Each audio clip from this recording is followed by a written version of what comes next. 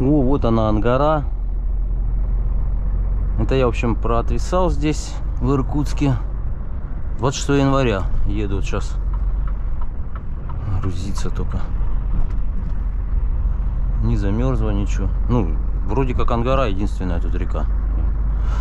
Единственная и в городе, и которая из Байкала выходит. То есть Байкал все впадает, и кроме Ангары ничего не выходит.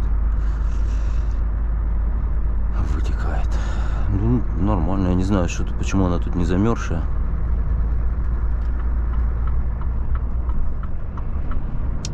Куда-то я еду в сам город уже.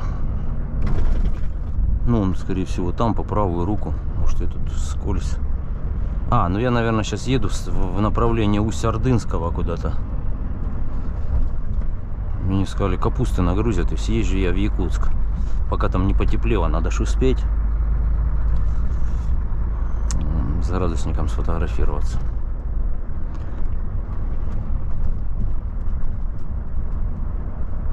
Ну да, это, наверное, туда вот идет дорога. В принципе, можно в Усть-Кут проехать, также через Ордынское, Жигалово. Там вот как раз Сергей приезжал. Он с тех краев подъезжал, тут меня на стоянке увидел. Женя тоже с Жигалова, по-моему, он тоже как-то пока стоял. В общем, двое подъезжали. Узнали, в общем, постояли, пообщались. Всем привет, парни. Скучал тут, стоял. Так что скрасили одиночество, хоть поговорили. Хотя, может, я уже ошибаюсь. Наверное, да, вот по кольцу, наверное, в ту сторону. Ну, может, это я так предположил. Судя по направлению, куда мы движемся. Так, а куда он? Поворачиваем.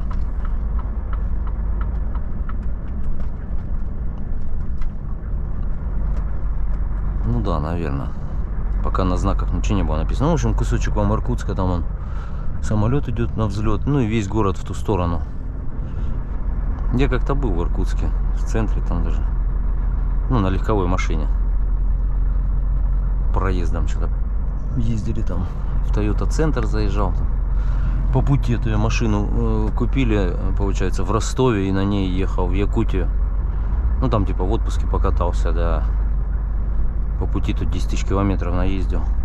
Я тогда по пути только выехал, новая машина, мне под Белой Калитвой сразу лобовое раздолбали.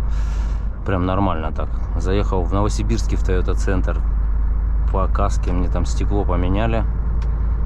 Сутки в Новосибирске погуляли. Потом сюда доехал, здесь ТО 10 тысяч.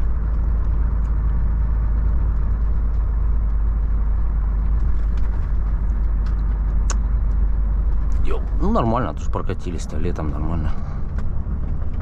За неделю доехал я. Не спеша. Ладно, все, в общем, отчитался. Не знаю, вы получится сегодня загрузиться? Нет, он мне и говорил, что может быть взвесимся. Если получится, загрузимся. Если нет, нет. Если да, то да. Короче, вот так вот.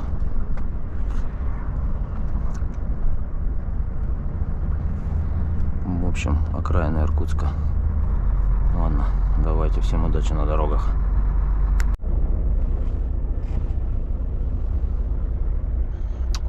Да, тут московского уровня пробки. Ну там впереди что-то, по-моему, кто-то ДТПхнулся. А тут получается, ну, я как бы не хочу перегораживать этим, кому туда поворачивать, да? А получается, мне-то проехать. Ну ладно, вот проеду сейчас, наверное. Ученика. Ей туда, ну, съезжай. А я вот сюда. А мы сюда-туда. По кому проехаться.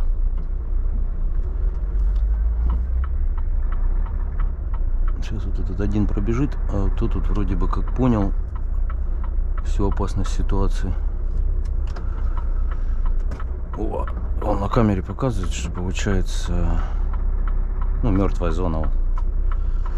Сейчас я всем буду моргать, выходить, обниматься. Ну, вроде втиснулись. Мне просто еще адрес не сказали, а сказали, едь за машиной. Я 2 раза просил. Говорю, дайте адрес, да я сам доеду. Тут за легковушкой надо вот по таким пробкам ехать. Ну, он там впереди едет.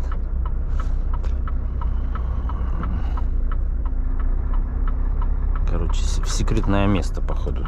Хорошо глаза не завязали. А это самосвал, конечно. Вроде как... Я же за ним не буду видеть этого, куда он денется.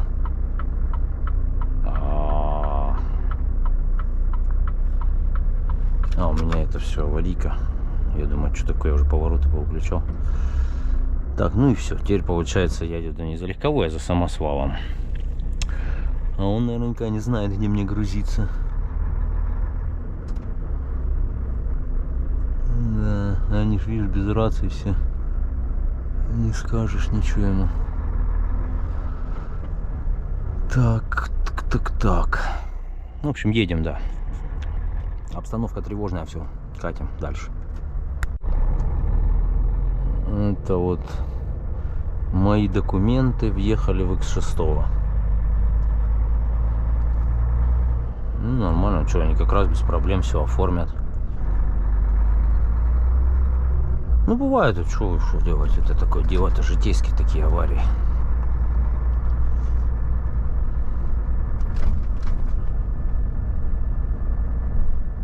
Так, ну что, вам окрестности Иркутска снимать, не снимать? Не знаю, да можно здесь заснять, что, может, кто тут не был, в Усть-Ордынское не ездили с Иркутска, вот едем. Оп. Единственное, конечно... А, вот Роснефть этот же говорил, на заправку заеду. И вот интересно, он будет заезжать, нет? А реально.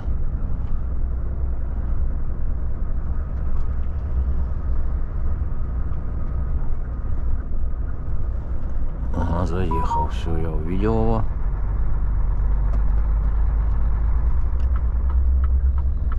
Ну, я потом где-нибудь, я там на Забайкал выеду, у меня там полбака есть. Вот единственное, что я, наверное, вот тут стану, на вот этом островке. Никому не мешаю, хвост попрячу. И буду следить, короче, за их движениями. Ладно, в общем, тут вот шинный центр, кстати, есть. Но название мне вот это его не нравится. Что-то как-то отзывы.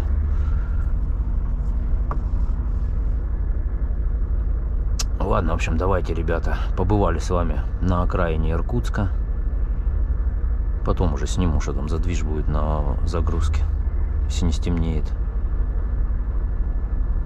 Все, прибыл на точку. Вон склад с подвала. Выедут.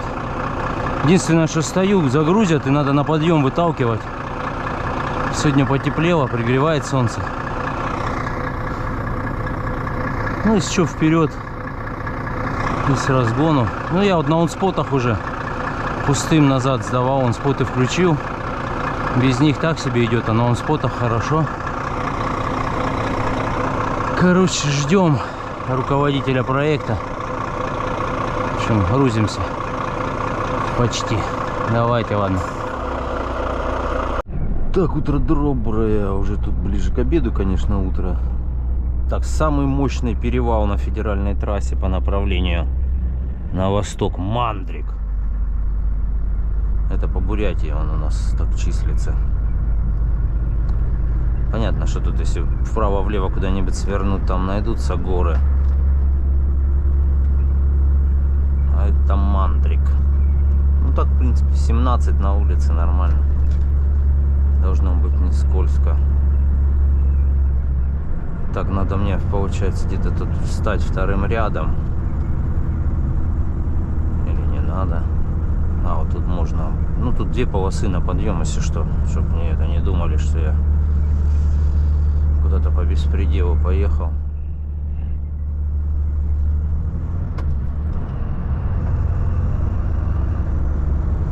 Что-то как-то она и не едет сильно. Сначала ехал, потом перестал. А, ну сейчас я подыму ленивец. Угол наклона пошел. Сзади какой-то этот. Короче, я организовал тут движуху. Видите, наполировано как. А сзади просто поддавливает. Хотя у него куча места было у этого Мерса, чтобы обогнать. Но он решил именно здесь это сделать.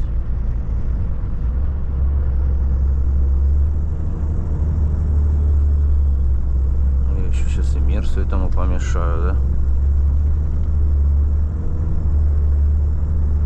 Ой, ну что, да, пошел и сажаешь, не едешь дальше. Ну, подбуксовывает, потому что Мерса вот перестроился пропустить и потерял ход. А тут все равно сейчас в поворот все сбавляют, так что, ну, 1000 извинений, что.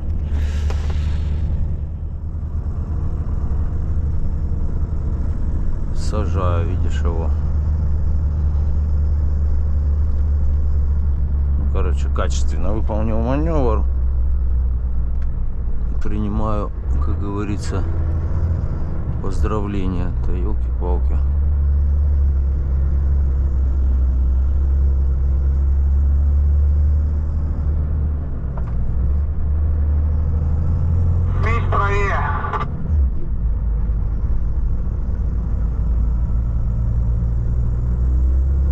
Едет, вроде едет. А, этот опять опустился у меня, что ли? Ой. Ну, как-то гололедисто, короче. Вроде посыпано, но раскатали вот эту центральную, где все едут. И теряется ход на пробуксовках на этих.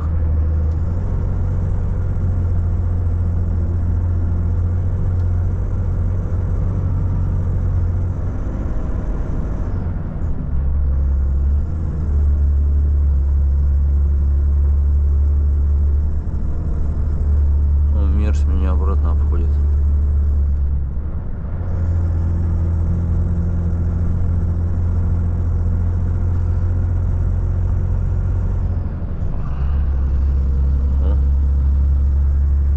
Такая получилась суета, короче. Я подбуксовываю, они, ну, посередине получше идет, конечно. Короче, привет деловым линиям. Хотел их запарковать, не получилось, получается так.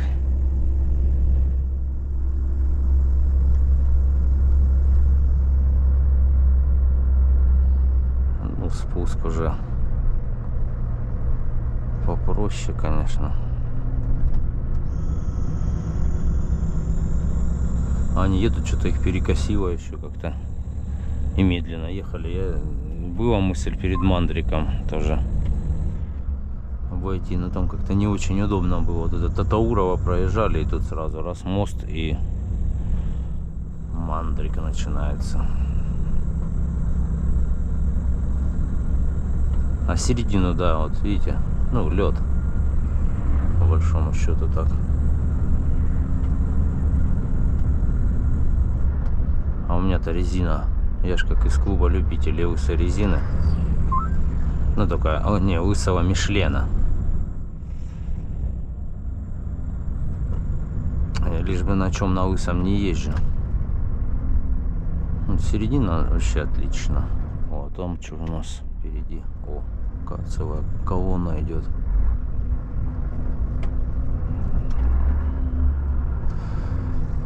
Че, удивить всех, обогнать? Чтобы вообще послушать по рации, что там как. Кто я на самом деле, узнать. Фара опять очнулась, кстати. Забодала уже. Вот она именно, видно ее ночью, как она, ну, какой-то диод, видать, мерцает. И она вот это сообщение, оно даже, ну, как в поломке не записывает его. То есть обычно, когда фара раньше там отлетела, заходишь в поломки, оно пишет там неисправно, правая, дальний свет. Все. А сейчас она просто пип-пип. Окей, нажал. Она опять. Ну, то есть мерцает диод, и она типа туда-сюда. Работает, не работает, работает, не работает. Уже, я не знаю, раз 100, наверное, написала. А вот в журнал заходишь, этот, вот, неисправность у меня. У меня из неисправности система контроля давления. И то, ну как, сейчас уже давление нормальное, это когда вот холодное колесо было. Сейчас заглушишь, заведешь, пропадет. И все остальное в норме.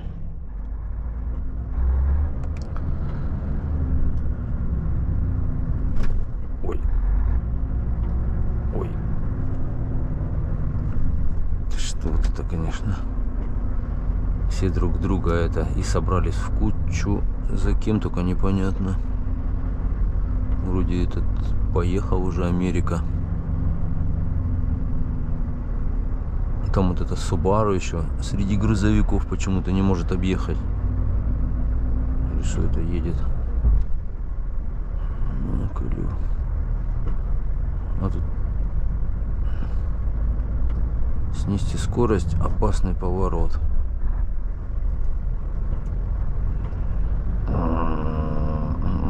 Так, ладно, выйдем отсюда. 0 поставим, чтобы на тормозах чисто. А то горняк помогает, она какая-то дерготня получается. Ой. Ну, так потихонечку. Что-то не понял я, правда. Вот они же меня вдвоем впереди ехали. Или не они? Не, этот обогнал, а то белый был Мерседес, по-моему, он уехал уже. Это дафиг какой-то едет.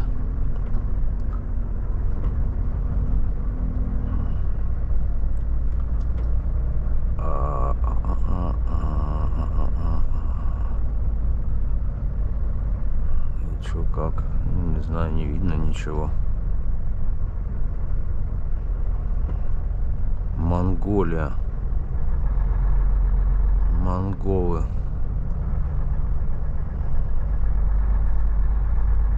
Приехали в гости.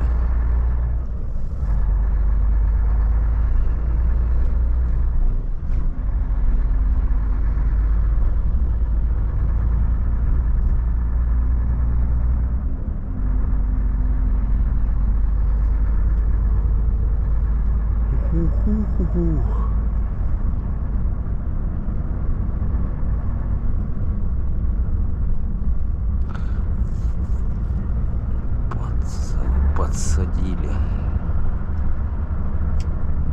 Ну, дальше еще спуск идет. Ну, тут уже прямая и кафе Багульник будет. Единственное, там мне ничего не нравится. Там все вкусно. Но парковка у них, ну, это просто какие-то ямы по колено. Ну, такая амплитуда именно, что я вот это со своими крыльями в такие места не заезжаю просто.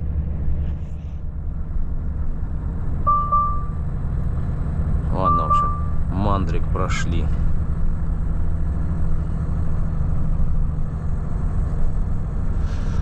Так, что сказать им? Что они меня обогнали и подсаживают на спуске? Или ладно, не надо. Не знаю, мне как-то вот... Я еду, ну, догоняю кого-нибудь. Или там, вот бывает тоже обгонят. Ну, и садятся, соответственно. У меня там мощи поболя, в принципе. Если бы не буксовало, я бы, конечно, скрылся от всех. Но я как-то не отношусь к этому, там, подсадил, не подсадил. Что ты не видишь, что происходит, ну, как бы. И загадка, типа, для тебя, что происходит.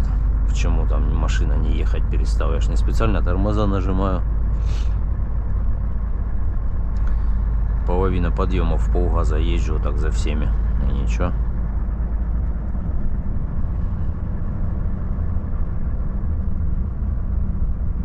Так что...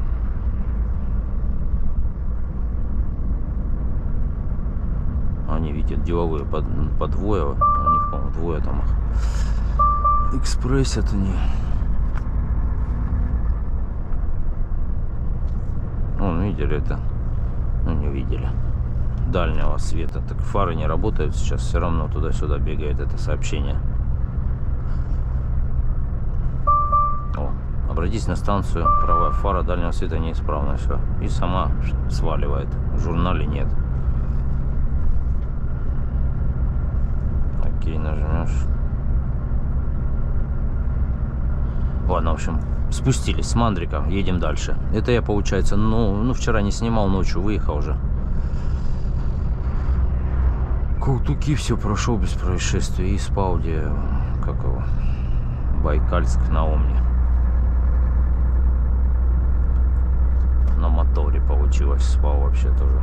Остановился, думаю, смотрю, 110 градусов масла, думаю, пусть подостынет, потом заглушу, все, вырубился, просыпаюсь через 5 часов. Ну, остудил масло, да. Мороза как бы сейчас нету такого, там 16 или 17 было.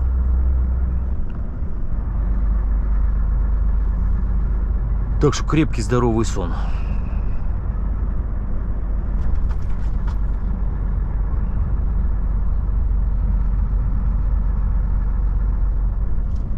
Так, что тут опять у нас все сбавляют. То стекло свистело теперь в сообщение про фару. Тоже этот, кстати, экран вот этот стал. Ну, то есть ты на ночь берешь вот яркость, чик убрал. Ну, ярче. Ну, парприз вместе с этим делал все кнопки, что же, ярче, тусклее становятся. Все тусклее, тускнеет, то есть, а этот нифига. Ну, вот эти даже буковки все ярко как-то ночью. Я вот так сделал. Ночью ехал. Нормально, да? Ну, модернизировал резко Volvo. Короче, непонятно. И главное, что музыка все играет с телефона, да? Громкость крутится, а кнопочкой нажать, ну, вот эта кнопка выключить. Ну, например, хочешь, например, выключить. Нажимай, хоть обнажимайся, ничего не происходит. Что-то, ну, перепрошить надо или что там, не знаю. Глюк системы. Хотя все работает, но частично. Может, как обычно ремонтируют. Как дал. Но оно такое все отвалится, честно говоря, наверное. Как-то стояло бы что-нибудь помассивнее. Можно было попробовать. Вот Селенга. Выехали мы на побережье. И сейчас уже скоро Улан-Удэ, километров, наверное, 20. Может, чуть больше.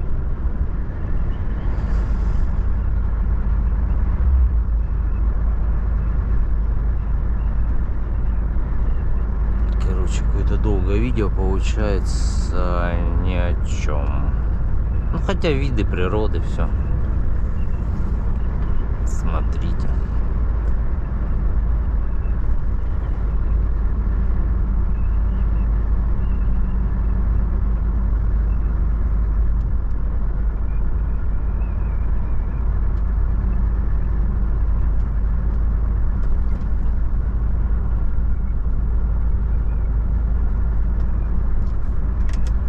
Что творишь, я нихуя не понял, дружище.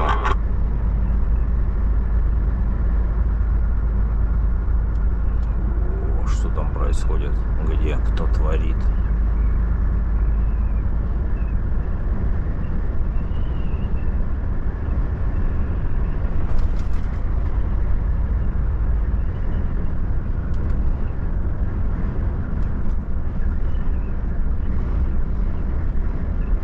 Остановился, он тут что медленно ехал, наверное, что-то его не поняли.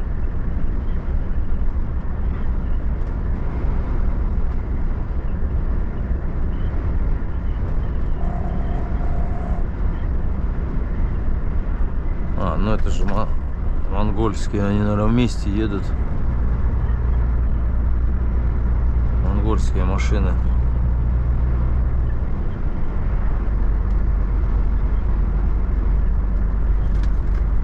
Ладно, заехали в Иволгинский район, вырубаюсь. Всем привет.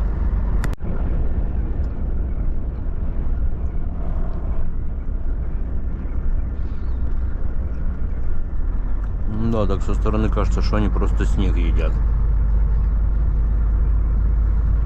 Какие-то новые шакманы поехали. Ну, я имею в виду с виду. Новых там много. Вот видите, какая-то высокая кабина.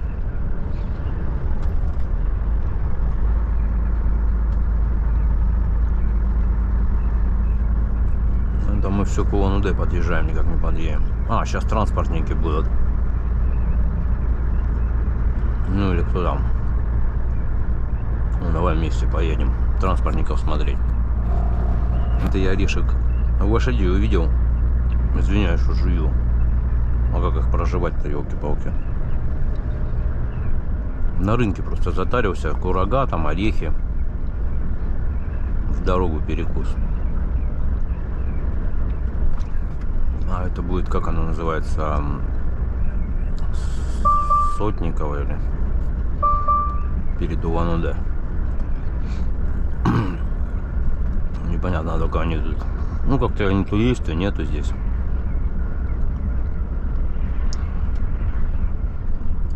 Я помню, раз останавливали здесь.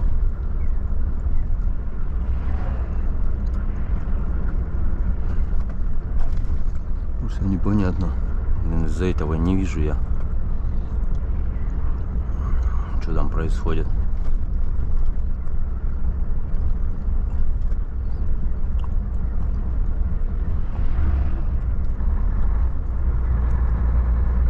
Ну, вроде никого. Что будет убегать, я буду убегать. Ну, непонятно что-то. Эти вообще стоят, ночуют, что ли, здесь. Полоса перекрыта. Да, я тут через весы не езжу, честно. Ну, потому что они непонятно, что это за весы. Их вроде везде отменили. Да и вообще Колокольцев вроде там в мае еще подписывал какой-то приказ, чтобы все посты убрать в стране. Ну, типа, чего они там стоят, что-то смотрят. А все равно где-то остались. Вот, например, в Якутии закрыли в связи с этим летом. Ну, может, просто устали, не знаю, работать. Даже ларек увезли, то есть так даже с наскоку не постоишь там.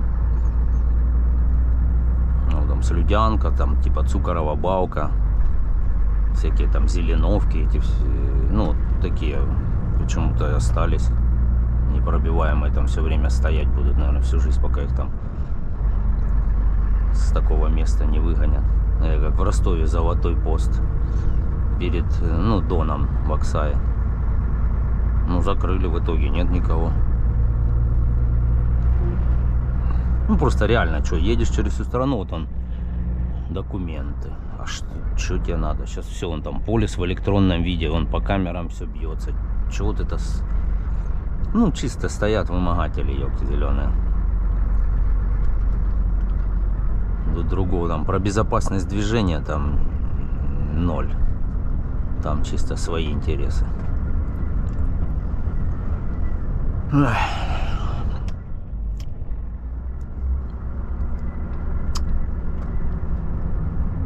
Так, я сейчас заеду на ННК, вот здесь заправлюсь. В РЭФ. А то я что-то, не знаю, вроде у меня в РЭФе там полбака было.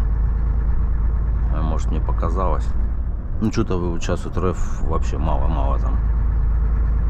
Не хочется, чтобы он воздух хватанул. Потом забодаешься там прокачивать этими насосиками, воздух выпускать везде. Ладно, это Сотниково мы проезжаем. Ну, считаю, наверное, как до Улан-Удэ, они вместе с Улан-Удэ, по-моему, соединенные даже. Ну, как-то, хотя нет, там чуть-чуть будет по асфальту едешь. Ну, грубо говоря, пригород. Сейчас уже до ННК доедем. Может, кто с Сотникова давно не был, может. Мне многие там пишут, что когда особенно в Забайкалье туда едешь, эти я поснимал там, кто служил, кто чего. Ну, как родные, знакомые места увидели.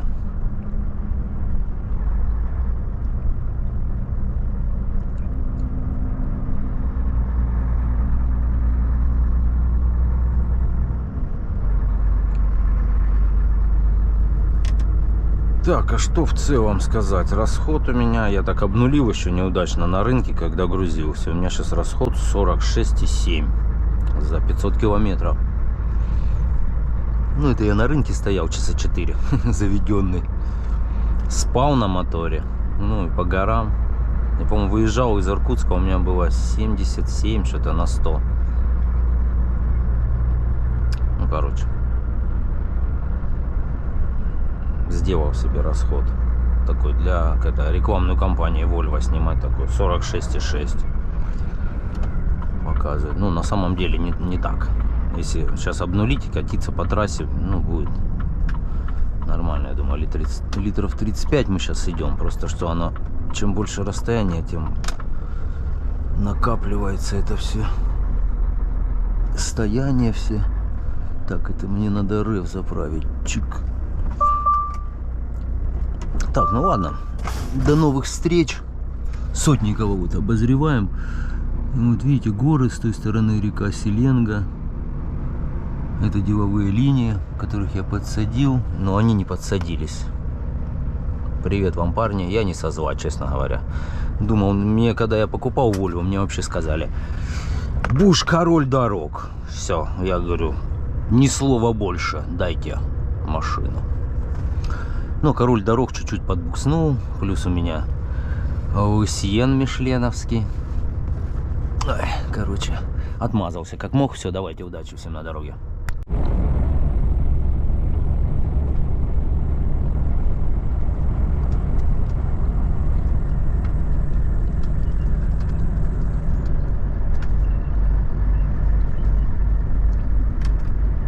Так нормально все в торосах. Селенга.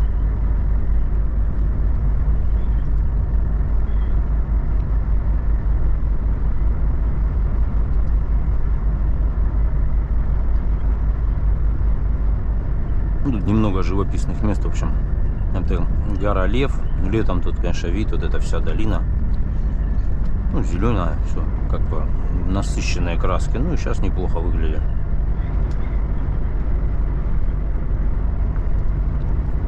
Короче, процесс замерзания бурно проходил.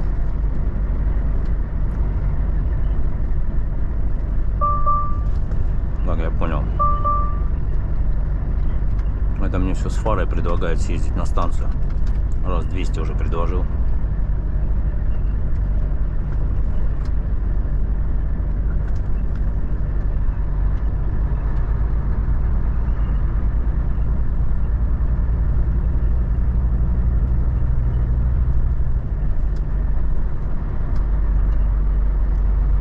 Я вот орехов набрал, все как сухофруктов, и что-то мне и завтракать неохота никуда заезжать. Хотел еще, была мысль здесь вот Тибет.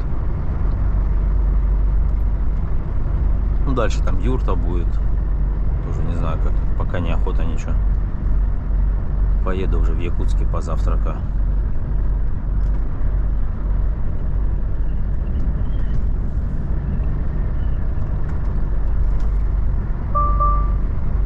Да я в курсе чего.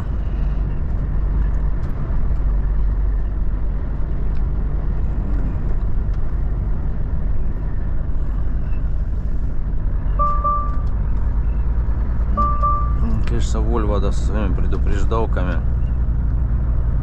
Ну, вот про фару. Она главное, что здесь ошибка, нет ошибки. Ну, нету в журнале ее. Она, видно, чисто тренирует эту тест-систему. Видно, какую-то ошибку дает сразу и уходит она же. Хотя сейчас свет не работает. Да я уже говорил, вот, вечно все повторяется. А что, по одним местам ездишь, одно и то же рассказываешь. Но вид из окна, в принципе, меняется. Тут никогда не будет этих двух одинаковых. Все равно какая-то ситуация. Это вот эти деловые линии, которых я...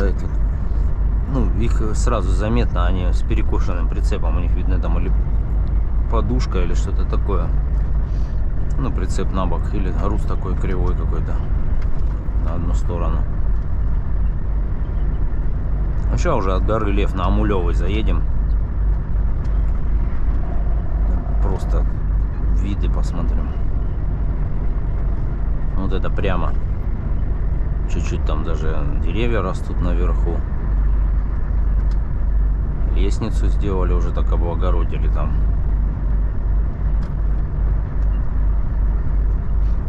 Не знаю, как-то с батей останавливались здесь. Там вот какой-то щебень был, гравийка, и в нем прям, знаете, как самоцветные камни такие. Не знаю.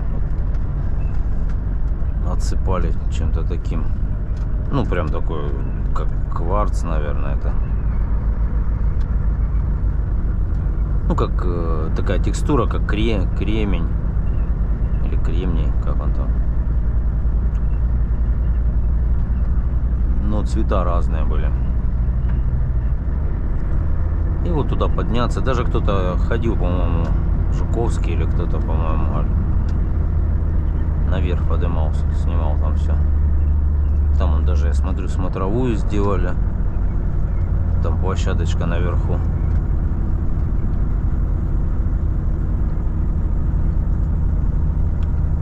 Вот она, гора Лев. Но она с какой-то стороны, вот эти вот деревья, как голова, грива. А это типа тело льва. Ну потом будет погода нормально, можно вот тут встать. На стояночке. И туда вид, видите, какой шикарный. Вся долина, и так петляет река. Ну, это подъем Амулевый, мне вроде как писали. И внизу будет Тарбагатай.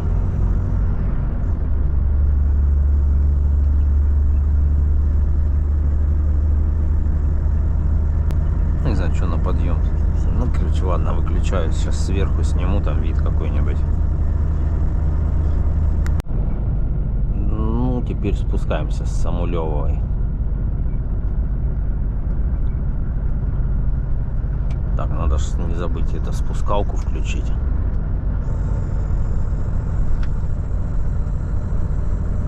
И вот внизу Тарбагатай.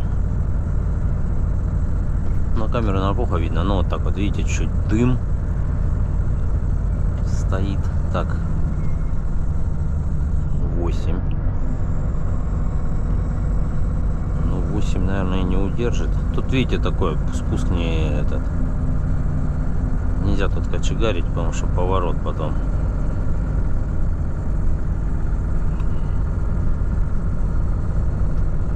Ну так, попридерживать это самое крутое место. Раз, на секундочку. 2 на секундочку. 9. Поехали. Ну тут уже пологий спуск. Да я не знаю, я там в сети сел, нормально все было. Там что-то сегодня он домой звонил своей, она говорит 17 всего, морозано. Не могу. Давайте взаимно.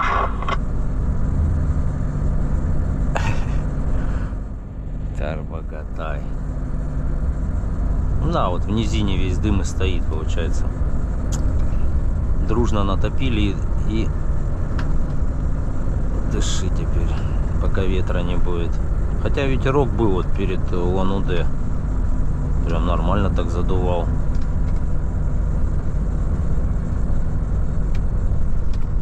О, ну тут поворот такой плавный, в принципе. Ну, это я 60 еду. Ну так побыстрее могут проблемы возникнуть.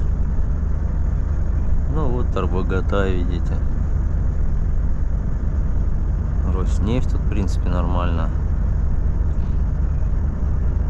Ну, единственное, что шланг короткий, что-то. Или, может, надо было прям близко-близко подъезжать. По-моему, я тут не получалось. У меня 2 стороны, и я перестал заезжать. Ну, получается, в Чите заправляешься, там уже где-нибудь заправляюсь перед Байкалом. 63,20. Дизель.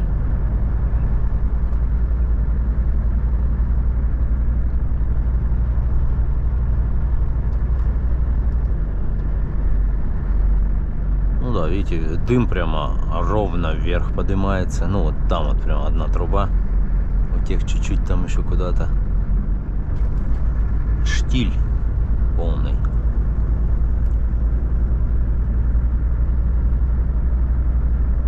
Да, тут что-то все по это. Ну, поразломали все. Советское наследие.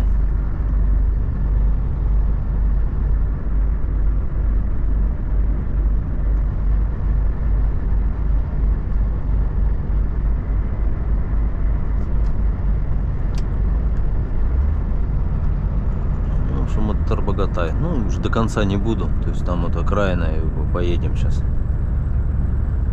Десятникова будет. Чита 608. Ну, как раз сейчас в обед. Здесь еще 5 часов. Разница 5 часов, вот 12 получается. На улице хорошо, минус 22. Ну, как бы солнце греет, так нормально. Даже выходишь, не кажется, что холодно.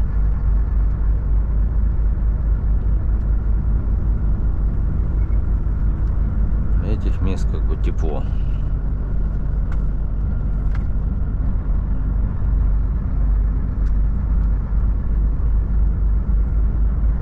Вот эти домики, видите, такие фасады покрашенные, окошки так выглядят. Ну, как мне писали, это семейские или как староверы или что-то. Это Десятникова тоже будет. В общем,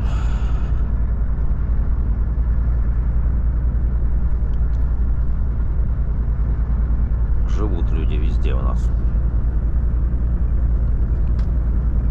Все нормально тут.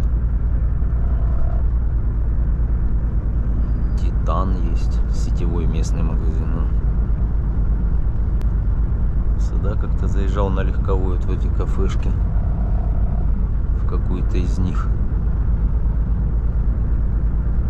Все, Тарбагатай закончился официально. Дальше петляющая дорога и Мухоршибирь следующий, по-моему.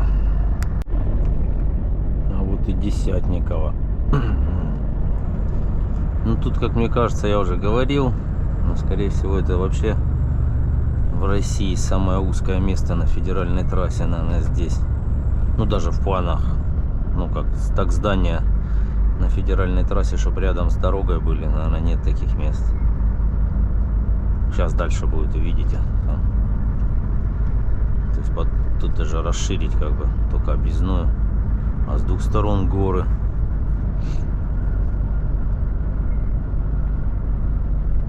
Конечно, жить и так вдоль дороги тут, конечно.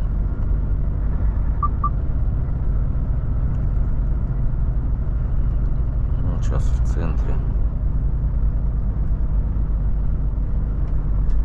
Ну, то есть тут потенциала даже нет расшириться.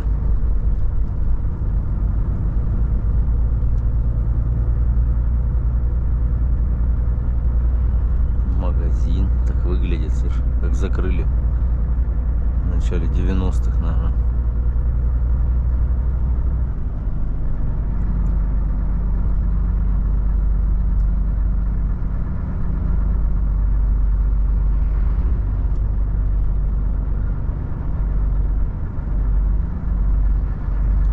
Вот оно, здание, видите. И у него было как-то отбит шифер вот здесь на углу. Видно, не габарит шел или что-то. Вообще, вот самое узкое это место.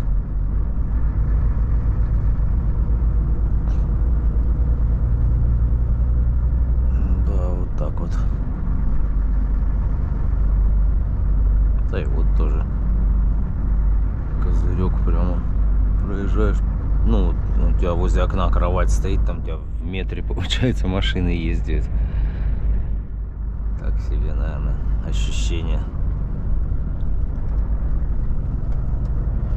Все, Десятниковый сейчас будет такой небольшой. Я вот все не знаю название, как вот после Десятникова вот этот подъем с серпантинчиками. Ну, он как бы не сильно и крутой, но извилистый такой, как называется,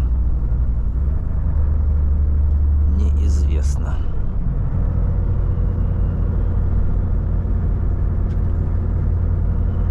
Тоже объект незавершенного строительства. Ну или наоборот, завершенного, который заломали уже. Да.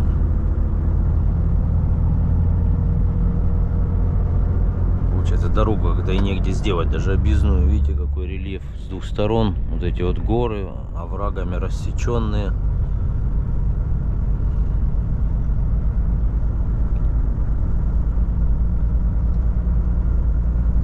Так уже солнце с другой стороны, у меня все козырек торчит.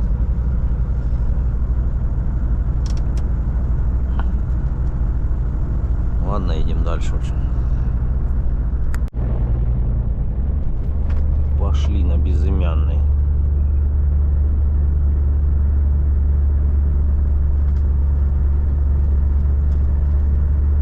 А, тут солнце так подсвечивает, прямо на какое стекло грязное вообще. Запылилось.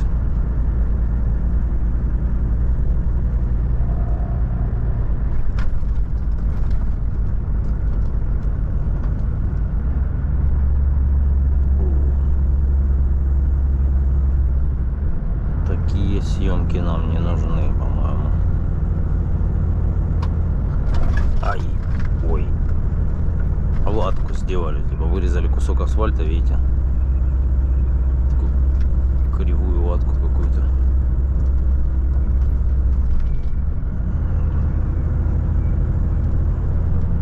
Конец всех ограничений.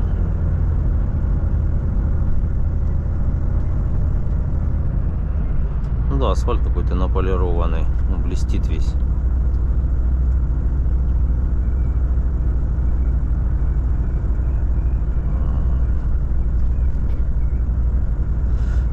Ну ладно, вид как-то не огонь. Сейчас включусь подальше там.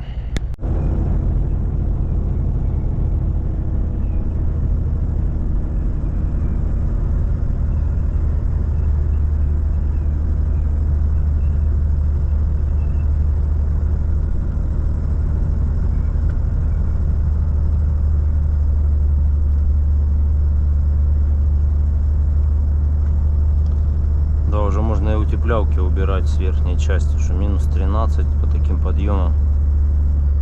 Как, ну тут еще ладно, я уже выехал почти, ну 118 масла стало. А вот Новопавловский там затяжной, там можно и это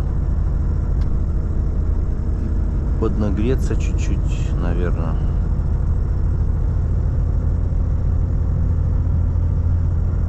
Не, можно, конечно, понизить передачу и в полгаза подниматься медленнее, без нагрузки типа.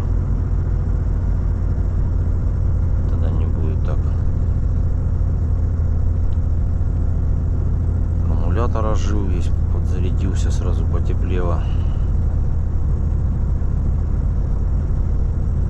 Так, и что я хотел? А охлаждающая жидкость вообще четко стоит посерединке. Ни туда, ни сюда.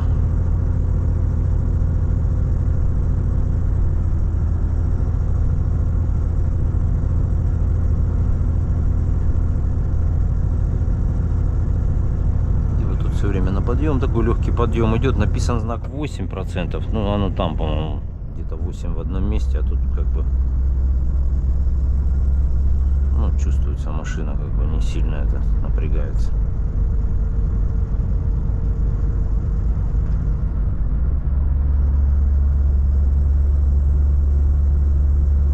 Едем. Оно даже стало, сейчас слышите, это на подъем газ давишь, тоже там что-то чирикать. Ну, прокладки, понятно. Хотя эти смотрели, но тоже на Volvo, я же говорил. Оно как бы на гарантии все это дело, по идее.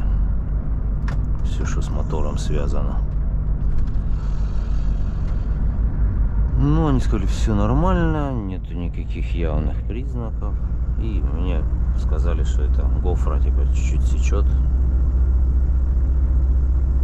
И по гарантии они не готовы. Харшбирский район подъехали.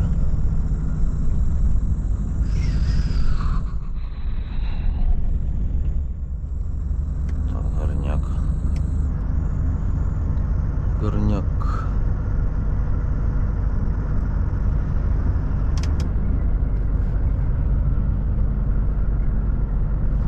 Едем не спеша, любуемся природой. Да, понял. понял я, что с фарой у нас проблема уже.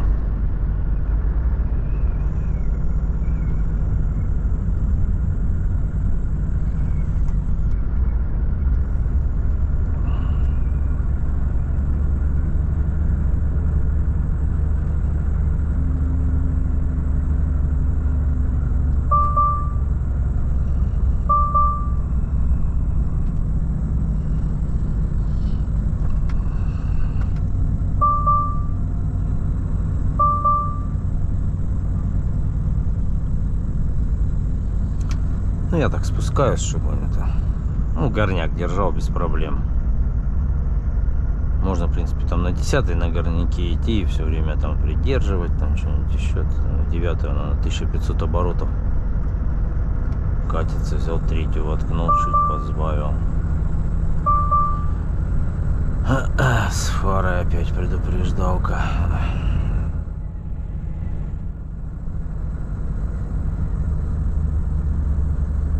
Замерзайка моя не отошла. Ну, я даже не пробовал, честно говоря. Вот было же минус сколько, 6-7 вчера в Иркутске. Можно было это,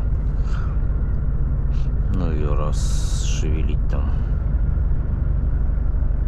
ну, добавить что-нибудь еще, может, отошло бы. Короче, то, что я в Волгограде сам купил, минус 20 на ней было написано. Вот она вся и замерзла.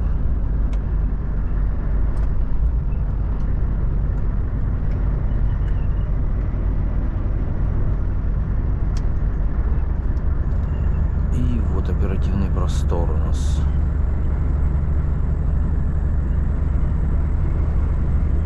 Ну, он дальше туда вот спуск пошел. Скоро будет этот юрты. Ну, не знаю, я что-то там, все говорят, прям самое шикарно, там что-то это. Мне не понравилось, в общем. Бухлер какой-то, мясо не прожевать просто было. Если берешь там шурпу, она прям, ну, мясо, ну, как тушенка, да, мягкая.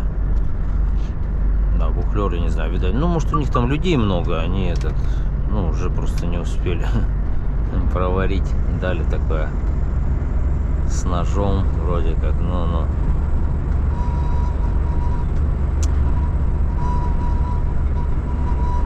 Тут все, давай еще вот одновременно, чтобы стекло свистело. Вот мне сейчас... Слышите, стекло. Тут на горняке прокладка на выпускном коллекторе. И надо сообщение про фару еще. И все это вместе. Да. Молчала, кстати, давненько. Пару дней молчала, я думал, уже отремонтировалась. Я его полазил вот там. Ну, как просто потрогал, чуть туда-сюда подвигал. Все равно. Ладно, в общем, я буду сам наслаждаться этим звуком. Все, давайте, всем пока.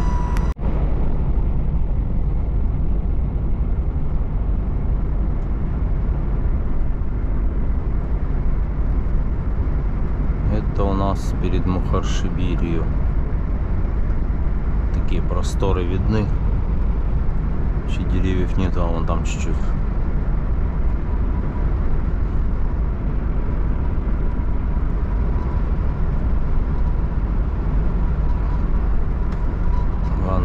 Это так я. Панорама местности. Новопавловский на выходе уже. Ну так, чуть-чуть ледок есть. По полосе идешь. А это вот тещин язык перед Хохотуем. Ну даже на 7-й не держит. Тут вот это начало спуска. Мощное. А, трал завис что-то. Но оно как-то и посыпано, и в то же время, ну, лед на дороге такой полированный. Я вот с ленивцем если иду, получается, опущенным в подъем. А, ну тронулся, в принципе. Это он, видать, что-то с переключениями ошибся тут, слегонца. Просто с ленивцем подбуксовывают нормально. Ну, поднимаешь, сразу другое дело, конечно. Надо аккуратно, потому что тут такой поворот, ну вот я еду 25, в принципе, 40 будешь ехать уже такое себе. ну, закладывать неохота. У меня еще так Правый идешь, там на подъеме машинка у вас висит. Понял, принято. Да там трал тронулся, поехал потихоньку. Это вот на тещином языке, да?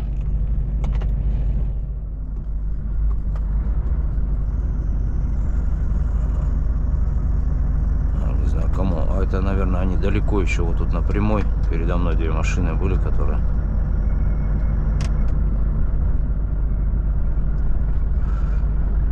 Ну все, это к Хилку мы подъезжаем. Сотка где-то до него. Отсюда, по-моему, до 400. Ну, плюс-минус там. Так что, думаю, до 4 сегодня поеду. А там посмотрим. Может, на шинку заеду, покачать колеса, потому что такой разнобой. Вот холод был. У меня, в принципе, держали всегда. Ну, я их не подкачивал ни разу, держали хорошо. Я даже спускал их там. А это, видно, летний воздух сжался, потом еще раз сжался, когда минусяры огромные были. И получилось 6,3, 7,8 рядом. Ну, то есть, такое себе. Ладно, едем дальше, в общем.